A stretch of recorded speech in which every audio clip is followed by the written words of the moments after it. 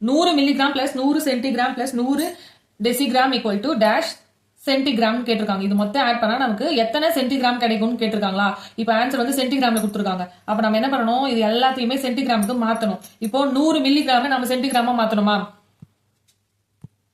இப்போ நமக்கு வந்து 1 சென்டிகிராம் ஈக்குவல் டு 10 மில்லிகிராம். அப்ப நமக்கு 100 மில்லிகிராமோட சென்டிகிராம் வேல்யூ தானே கிடைக்கணும். அப்ப 100 மில்லிகிராம் ஈக்குவல் டு 100/10 சென்டிகிராம். அப்போ 10 சென்டிகிராம் கிடைக்கும்.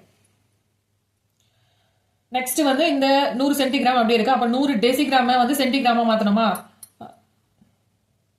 நமக்கு 1 டெசிகிராம் ஈக்குவல் டு 10 சென்டிகிராம். அப்ப 100 டெசிகிராம் ஈக்குவல் டு என்ன வரும், 10 × 100 1000 சென்டிகிராம்.